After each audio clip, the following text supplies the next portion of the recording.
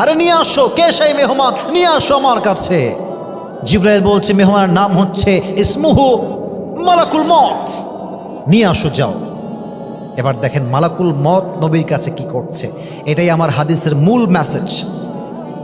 মালাকুল মত নবীর কাছে এসেই প্রথমে সালাম দিয়েছে আর ডাক দিয়ে বলছে, ইয়া রাসূলুল্লাহ, ইয়া হাবিবাল্লাহ, আদম থেকে নিয়ে ঈসা আলাইহিস সালাম পর্যন্ত প্রত্যেকটা নবীর রূহ আমি জিবরাইল নই, আমি মালাকুল মত কবজ করেছি। প্রত্যেকটা মানুষ, নবী, আউলিয়া, সাহাবা একরাম, সবার রূহ আমি মালাকুল মত কবজ করেছি। বাট আপনি আমার জীবনে প্রথম মানুষ যার কাছে রূহ কবজ করতে এসে আমি প্রথমেই সালাম পেশ করেছি। সুবহানাল্লাহ, আমি কাউকে সালাম দেই নাই। কে আর মালাকুল মত, তুমি কি আমার রূহ কবজ করতে আসছো? বলছে ইয়েস রাসূল, হে রাসূল, আল্লাহ আমাকে আপনার কাছে পাঠিয়েছে। তবে আল্লাহ আমাকে কি বলেছে রাসূল? আল্লাহ আমাকে বলেছেন যে এই মালাকুল মত, খবর দাও, এটা আমার হাবিব, কোনো বেয়াদবি করবি না। নবীর কাছে যাবি, সালাম দিবি, নবীকে আগে বলবি যে নবী আপনি কি যেতে চান না থাকতে চান? যদি আপনি যেতে চান তবে আপনাকে নিয়ে যাব, যদি আপনি থাকতে চান আপনাকে রেখেই আমি এখান থেকে বিদায় হয়ে যাব। আচ্ছা, আপনার নাম কি? সাদা কালো পাঞ্জাবি মনে হয়, কি আপনার নাম কি ভাই? হ্যাঁ, সালিম রেজা। আর যে মোবাইল, আপনার নাম কি ভাই? শাওন। ধমক দেওয়ার জন্য নয়, এক্সাম্পল দিব। এখানে 2 জন যুবক বসে আছে আর এখানে আরো 8 জন, 10 জন মিলে পরামর্শ করছে সকালবেলা যে বন্ধু ঈদ তো চলেই গেল, কোথাও তো ঘুরলাম না, চল এবার আমরা কক্সবাজার ঘুরে আসি। তো দেখবেন যে যার ঘনিষ্ঠ বন্ধু সে তার দিকে তাকায়, কি রে এই সালিম তুই যাবি? বন্ধু তুই যাবি কি কক্সবাজার? যদি বেস্ট ফ্রেন্ড বলে আমি যাব, দেখবেন আরেক বন্ধু বলে আমিও যাব, ঠিক কিনা? সবাই তার বেস্ট ফ্রেন্ডকে ফলো করে। তো আল্লাহ রসুলের সবচেয়ে কাছের বন্ধুর নাম ছিল জিবরাইল আলাইহিস সালাম। সুবহানাল্লাহ পড়বেন না আপনারা? তা আমি চশমাটা খুললাম, আমি চোখের এক্সপ্রেশন বোঝাতে চাই। আল্লাহ রসুল জ্বরে আক্রান্ত, চেহারা লাল টকটকে হয়ে গেছে জ্বরের যন্ত্রণায়, মাথায় প্রচণ্ড ব্যথা। মালাকুল মত বলছে, হে আল্লাহ রসুল, আপনাকে নেওয়ার জন্য এসেছি, আপনি যাবেন কিনা আমাকে বলেন। আল্লাহ রসুল চোখটা ওই দিক থেকে ঘুরিয়ে জিবরাইলের দিকে, জিবরাইল তুমি কি বলো, কি করব বলো। এই কথা জিজ্ঞেস করার পরে জিবরাইলের মাথাটা নিচু হয়ে গেছে। আর জিবরাইল বলছে, ইয়া রাসূলুল্লাহ, যদি আপনি আমার থেকেই পরামর্শ নেন, জিজ্ঞেস যদি আমার থেকেই করেন, আমি বলবো আল্লাহ আপনাকে দেখার জন্য আরশে আজিমে অপেক্ষায় বসে আছে, হে আল্লাহর হাবিব সুবহানাল্লাহ পড়ে, আপনি গেলেই ভালো হয়। নবীজি বললেন, ও আচ্ছা, তার মানে আমার সময়টা ফুরিয়ে গিয়েছে, আমার আর থাকা হবে না। আইনা আয়েশা, আইনা আয়েশা, আয়েশা কোথায়? আমার কাছে খুব দ্রুত দৌড় দিয়ে আসো। আয়েশা রাদিয়াল্লাহু তাআলা আনহা দৌড় দিয়ে আসছেন, ডাক দিয়ে বলছেন, মা লাকা ইয়া রাসূলুল্লাহ, মা লাকা ইয়া হাবিবাল্লাহ, হে রাসূল কি হয়েছে, কি লাগবে আপনার, আমাকে বলেন, আপনি যা বলবেন আমি তাই করতেই বাধ্য। আয়েশা বসো। জি নবীজি বসলাম, কি করব বলেন। আচ্ছা আয়েশা, তোমাকে যে আমি কয়েক টুকরা স্বর্ণ দিয়েছিলাম, কথা কি বোঝা যায় নাকি যায় না? কথা কি বোঝা যায় নাকি যায় না? কয়েক টুকরা স্বর্ণ দিয়েছিলাম, গোল্ড, স্বর্ণগুলো কোথায়? নবী হে, স্বর্ণগুলো যত্নের সঙ্গে রেখে দিয়েছি, আপনার কি লাগবে? আরে আমার লাগবে না, এখনই যাও সব স্বর্ণ আল্লাহর রাস্তায় এই মুহূর্তে দান করে দাও। আয়েশা অবাক হয়ে তাকিয়ে আছে। ইয়া রাসূলুল্লাহ, শেষ সম্পদটাই হচ্ছে কয়েক টুকরা স্বর্ণ, আর কিছুই তো আমাদের কাছে নাই, এটা থাক না, ইন ফিউচার কাজে আসবে, আমার জন্য, ফাতেমার জন্য, আলীর জন্য, ফ্যামিলির জন্য কাজে দিবে, থাক না। আল্লাহর হাবিব ডাক দিয়ে বলছেন, আয়েশা সব স্বর্ণ আল্লাহর রাস্তায় দান করে দাও। আমি যখন আল্লাহর সঙ্গে সাক্ষাৎ করব, আমি ডাক দিয়ে বলবো, আল্লাহ দুনিয়াতে গিয়েছিলাম খালি হাতে, আজ তোমার কাছে ফেরত আসছিও আমি খালি হাতে। সুবহানাল্লাহ। সব স্বর্ণ দান করে দেওয়া হলো। মালাকুল মউত যখন রূহ কবজ করতে আসবে, নবীজি জীবনে শেষ মুহূর্তে দুইটা শব্দ বললেন, আসসালাত আসসালাত আসসালাত আসসালাত আসসালাত ওয়া মা মালাকাত আইমানুকুম। উম্মতেরা, জীবনের সব ছেড়ে দিও, বাট বেঁচে থাকতে নামাজটাকে ছেড়ে দিও না, নামাজকে ছেড়ে দিও না, নামাজকে ছেড়ে দিও না। ঠিক কিনা বলেন? রাত বাজে 11:30। অনেকে বাসায় যাবে, রাগ করবেন না। অনেকে এশারের নামাজটাও পড়ে নাই, বাসায় গিয়ে ঘুমায় যাবে, সকাল 10টায় উঠবে, ফজরটাও তারা পড়বে না। ঠিক কিনা বলেন? এই ওয়াজ দিয়ে কি হবে? আপনার রাগ করবে না। এই ওয়াজ দিয়ে কি লাভ? যে ওয়াজ দিয়ে আমি নামাজি হতে পারলাম না, সেই ওয়াজটা জাস্ট শো অফের ওয়াজ হবে। এই ওয়াজতে জীবন পরিবর্তন হবে না। ঠিক কিনা বলে? তো নবীর কাছে মালাকুল মউত এসে পারমিশন চেয়ে বুঝিয়েছে, ইয়া রাসূলুল্লাহ, আপনাকে আল্লাহ যেই সম্মান দিয়েছে, সেই সম্মান পৃথিবীর কেউ কখনো পায় নাই, আগামীতেও কেউ পাবে না। সুবহানাল্লাহ। এবার সবাই দুই হাত তোলেন, সবাই দুই হাত তোলেন, কেউ যেন বাদ না যায়। মাশাআল্লাহ মাশাআল্লাহ। প্রিয় ভাইয়েরা, আপনারা জানেন আবহাওয়া খারাপ, তবুও এই পর্যন্ত বৃষ্টির কোনো ফোঁটা আমাদের মাঝে আসে নাই। পাশেই নওগাঁ, আজকে নওগাঁয় শিলা বৃষ্টি হয়েছে, বরফ পড়েছে, বরফ। এই ফেসবুকে এখন দেখে আসলাম। তো হাতটা উপরে রাখেন সবাই একটু। আমাদের সাবজেক্ট ছিল 3টা, 1, 2। আমি জাস্ট সার সংক্ষেপ শেষ করেছি, বাট ওয়াজ হয়ে গেছে 1 ঘন্টার বেশি। 3 নাম্বার বিষয় কি ওয়াজ করা যাবে না আজকে? আর একটু জোরে বললে খুশি হব। যাবে? তাহলে আমাকে ওয়াদা করেন। হাত আরেকটু উপরে রাখেন, এবার দেখি, বলেন সবাই হুজুর। এই যে হাতটাকে, লুক অ্যাট মাই 2 হ্যান্ডস, এই যে একটু মুষ্টিবদ্ধ হাত করেন। এবার বলেন সবাই বগুড়ার সাউন্ডে বীর পুরুষের মতো, এটা আমার শেষ আবদার, এরপরে আর বিরক্ত কাউকে করতে চাচ্ছি না। বলেন সবাই হুজুর, আমরা বগুড়ার সুল আপনাকে ওয়াদা দিলাম, আরেকটু জোরে, ওয়াদা দিলাম আজ ওয়াজ। এই 3জন কই যায়? এই আজ ওয়াজ শেষ করে, দোয়া করে, তারপরে আমরা সবাই বাসায় ফিরে যাব। দোয়া শেষ না করে আমরা কেউ, এটা শেষ বাক্য, কেউ যেন বাদ না যায়। আমি যেমনে দেখাই তেমনে বলবেন, উঠে যাব না। আরেকবার, উঠে যাব না। বলেন সবাই ইনশাআল্লাহ। সবাই একটা কাশি দেন। নারে তাকবীর। 3 নাম্বার ছিল আমার নবীর আদর্শ। আমি 3টা ভাগ করছি আদর্শকে। 1 হচ্ছে বাবা হিসেবে, 2 হচ্ছে নানা হিসেবে, 3 নাম্বার স্বামী হিসেবে। এবার সবার থেকে শুনতে চাই, আদর্শকে আমরা 3টা ভাগ করেছি। 1 নাম্বারে বাবা, 1 নাম্বারে, আরে ইয়ার জোর সে বলো, 1 নাম্বারে, 2 নাম্বারে নানা, 2 নাম্বারে, 3 নাম্বারে স্বামী, 3 নাম্বারে বাবা হিসেবে আদর্শ কেমন ছিল? খুবই শর্টকাটে বলছি। নবীর একমাত্র কলিজার টুকরা মেয়ের নাম হচ্ছে ফাতেমা। ফাতেমার বিয়ের বয়স যখন হয়ে গেল, নবীজি ডাক দিয়ে বলছেন, হে সাহাবা একরাম, তোমরা কারা কারা আমার মেয়ে ফাতেমাকে বিয়ে করতে চাও? কারা কারা আমার জামাই হতে চাও? প্রস্তাব নিয়ে আমার কাছে হাজির হয়ে যাও। প্রথমে প্রস্তাব নিয়ে আসলেন ওমরে ফারুক রাদিয়াল্লাহু তাআলা আনহু। এসেই বলছেন, ইয়া রাসূলুল্লাহ, I wanna marry your daughter. হে রাসূল, আমি আপনার মেয়েকে বিয়ে করতে চাই, আপনার জামাই হতে চাই, আপনি কি রাজি আছেন? নবীজি ইয়াসও বললেন না, নো বললেন না, জাস্ট মাথা নিচু করলেন, চুপচাপ বসে আছেন।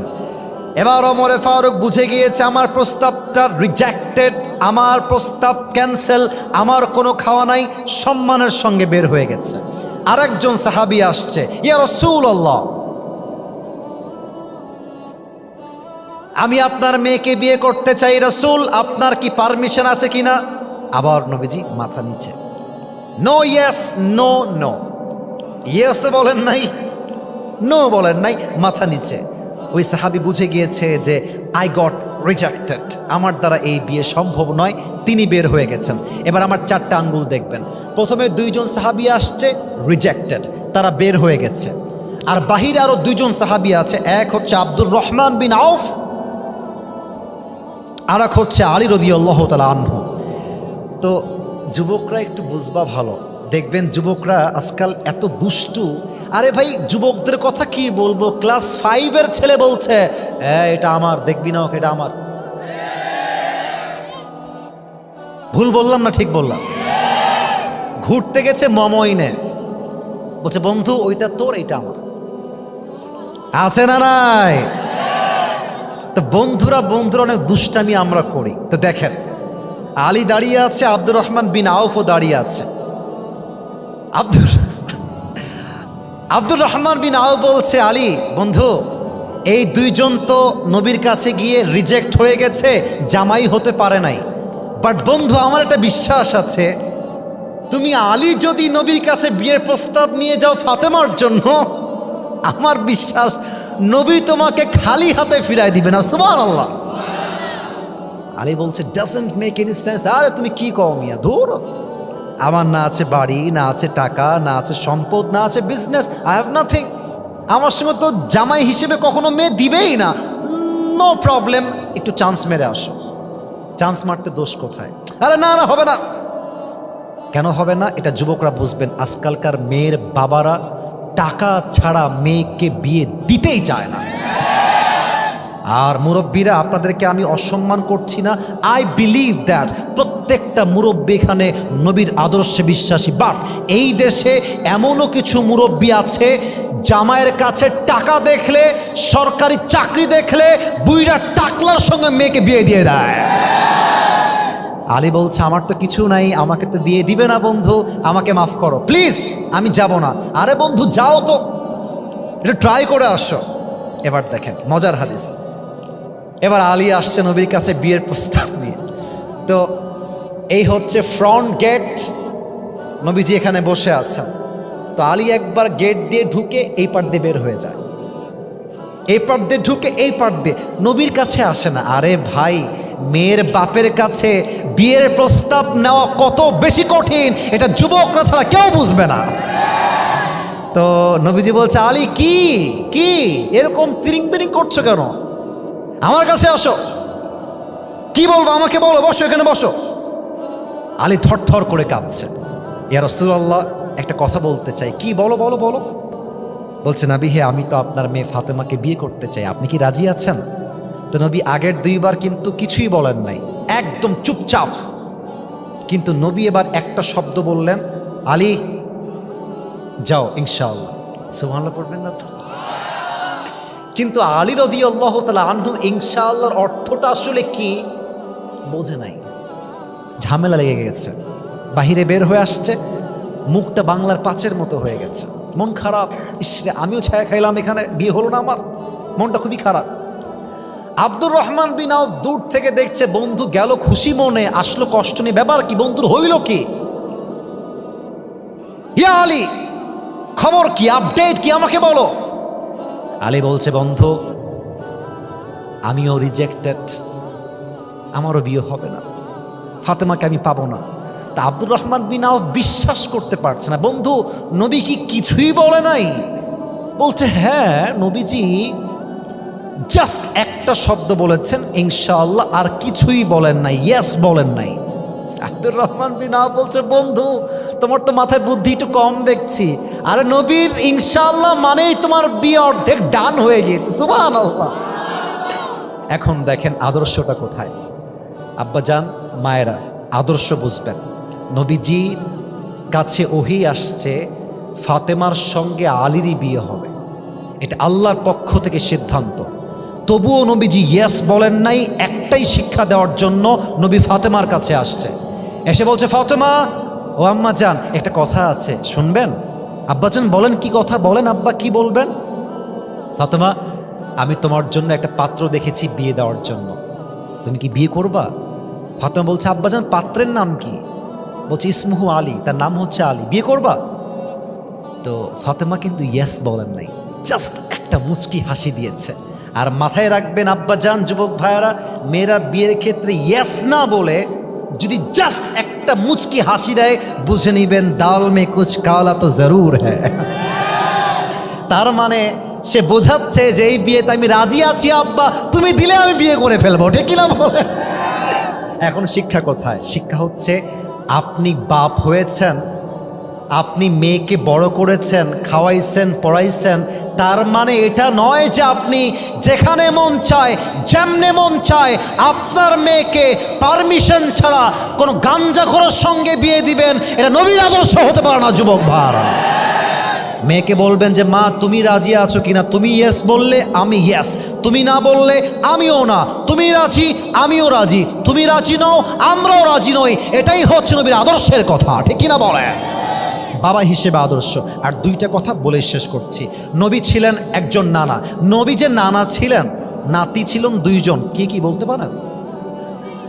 এই যে বলতে ভয় পাইলেন, হাসান আর হুসাইন। বলেন সবাই হাসান আর হুসাইন। কয়েকটা হাদিস বলবো, ভেরি শর্টকাট, আর মাত্র 5 মিনিটে শেষ করে ফেলছি। আপনাদের এখানে মসজিদ কোথায় আছে? এখানে এই পাশে কাছেই, তাই না? এখানে আচ্ছা, দেখবেন অনেক বাচ্চা মসজিদে আসে, মুরব্বীরা রাগ করবেন না, অনেক মুরব্বীকে আমি স্বচক্ষে দেখেছি ধমক দিয়ে, থাপ্পড় দিয়ে, অনেক মুরব্বী ঘাড় ধাক্কা দিয়েও বাচ্চাকে মসজিদ থেকে বের করে দেয়। আছে না নাই?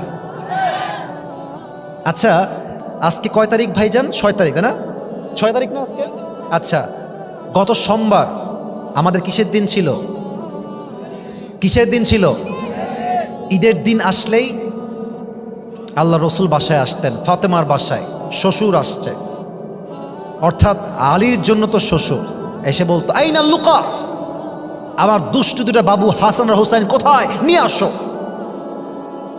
ফাতেমা বলতেন নবী একটু থামেন, আমি সাজায় গুজায় নিয়ে আসছি। গোসল করাতেন, জুব্বা দিতেন, চুল সিদ্ধি করতেন, আতর দিতেন। হাসান আর হোসাইন দৌড় দিয়ে আসতো যে এসেই নানাকে সালাম দিব। কিন্তু নবীর আদর্শ এত সুন্দর, দুইটা বাচ্চা এসে সালাম দিবে, ইয়ে তো বহুত দূর কি বাত হে। তারা সালাম দেওয়ার আগেই নবীজি সালাম দিয়ে বসে থাকতেন। সুবহানাল্লাহ। সালাম দিতেন, 2 নাম্বার আমার 2 হাত দেখবেন, দুইজন নাতিকে দেখলে 2 হাত এমনে, আসো বুকে আসো, বুকে ধরতেন, চুমু দিতেন এবং দুইজনকে নিয়ে মসজিদে নামাজ পড়তে যেতেন। একদিনের ঘটনা, নবীজি নামাজ পড়াচ্ছেন ইমাম হয়ে, রুকুতে গিয়েছেন, সুবহান রব্বিয়াল আযীম তাসবিহ পড়েছেন, সামিআ আল্লাহু লিমান হামিদা, উঠে গিয়েছেন, আল্লাহু আকবার, রুকু থেকে সেজদায় গিয়েছেন। সেজদায় গিয়ে 1 মিনিট, 2 মিনিট, 3 মিনিট হয়ে যায়, নবীজি সেজদা থেকে উঠে আসেন না, সেজদাতেই আছেন। এক সাহাবী ভাবছে কি আবার নবী কি মারা গেলেন নাকি, নবীজি ওঠেন না কেন? তো আমার দিকে দেখবেন, সেজদায় আছে এভাবে, জাস্ট নবীকে চেক করার জন্য মাথাটা হালকা একটু উঠিয়েছে যে নবী ঠিক আছেন কিনা, নবীজি মোটামুটি ঠিকঠাক আছেন না দেখার জন্য। যখন মাথা উঠিয়েছে, দেখছে অবাক করা কাণ্ড, নবী উঠবে কেমন করে, নবীর ঘাড়ের এখানে হাসান আর পেছনে হোসাইন চড়ে বসে আছে। সুবহানাল্লাহ। ওই সাহাবী ভাবছে ও আচ্ছা আচ্ছা এই সমস্যা, তাহলে আমি এক কাজ করি, আমি হাসান আর হোসাইনকে ধরে নামাই দেই, নবীজি আল্লাহু আকবার দিয়ে উঠে যাবে। আমি আপনাকে নবীর আদর্শ কেমনে বুঝাই আব্বা জানো আমার যুবক ভাইরা, যখন সাহাবী হাত বাড়িয়েছে, নবী সেজদার মাঝে ওর হাতটা এমনে ধরে বসেছে। নবীজি মেসেজ দিয়েছেন, আমার 2 নাতি যতক্ষণ পর্যন্ত আমার কাঁধে আছে, আমি সেজদায় ততক্ষণ পর্যন্ত থাকবো, কেউ ডিস্টার্ব করতে আসবে না। সুবহানাল্লাহ। নবী চাইলে ধাক্কা দিয়ে ফেলতে পারতেন, বাট নবীজি মেসেজ দিয়েছেন, আজকে যেই বাচ্চাকে মসজিদে আসার পরে তুমি আদর করবা, ভালোবাসবা, চুমা দিবা, চকলেট দিবা, মায়া করবা, আদর করে ভালোবেসে গ্রহণ করবা, এই বাচ্চা 5 ওয়াক্ত নামাজি হওয়ার পরে, যুবক হওয়ার পরে, সেই বাচ্চা অমরের মতো গোটা বিশ্বকে ইসলামের শাসনতন্ত্র কায়েম করে দেখাতে পারবে। আপনি বাচ্চা আসলো, থাপ্পড় দিলেন, আপনি বাচ্চা আসলো, এই তোর বাপের নাম কি রে, এই বসে তোর বাপের জায়গা, তুই ছিলিস, এই বা বের হ বের হ। ওই বাচ্চা থর থর থর থর করে কাঁপে, এবং যখন মসজিদ থেকে বের হয়ে আসে আগামী 2 মাস সে মসজিদে যায় না। আপনি চকলেট রাখবেন, বাচ্চা আসে চকলেট খাওয়াবেন। আরে আজকে যেই বাচ্চা বগুড়ার ধূপচাচিয়ায় নামাজি হয়ে যাবে, হতে পারে সেই বাচ্চা আগামীতে বাংলাদেশে ডক্টর মিজানুর রহমান আজহারি হয়ে যেতে পারে, ঠিক কিনা বলে? নবীর আদর্শ বোঝেন, বাচ্চাদেরকে তাড়িয়ে দিবেন না। আচ্ছা আমি আমার কথা বলি, আমি এত ওয়াজ করলাম, 2-1টা কথা আমার না বললে তো ভালো লাগবে না। এটা ভালোবাসার জন্য, নবীর আদর্শকে বোঝাবার জন্যই বলছি। আমাকে এই ছোট্টবেলায় যে মুরব্বীরা আদর করেছিল, তারা তো কখনো ভাবে নাই যে আসিফ একদিন, আমি খুব বড় নিজেকে দাবি করছি না, বাট আমি যেই কাজটা করছি এটা অনেক বড় কাজ। আমি বড় না, বাট যে কাজটা আমি করছি ইসলামের দাওয়াত, এটা অনেক বড় কাজ। তারা হয়তো ভাবে নাই যে আজকের ছোট্ট বাচ্চা আসিফ একদিন আসিফ হুজুর হবে, সে হয়তো ভাবে নাই, বাট সে আমাকে ভালোবেসেছে, আমাকে আদর করেছে, বুকে জড়িয়েছে। বিশ্বাস করেন, এখনও যখন আমি দোয়া করার জন্য মোনাজাতে হাত তুলি, সেই মুরব্বীর জন্য আমার দোয়া মন থেকে আসে, কলিজার থেকে আসে। তো বগুড়ার ধূপচাচিয়ায় যে বাচ্চাকে আপনি ভালোবাসবেন আব্বাজান, ও একদিন বড় হবে, দুনিয়াতে আপনি আজীবন থাকবেন না, ওদেরকে ভালোবেসে যাবেন। ওই বাচ্চা একদিন হাফেজ হবে, একদিন আলেম হবে। ওই বাচ্চা আপনার কবরের সামনে দাঁড়িয়ে দাঁড়িয়ে নানার জন্য চোখের পানি ছেড়ে আল্লাহর কাছে কান্না করবে, ঠিক কিনা বলে?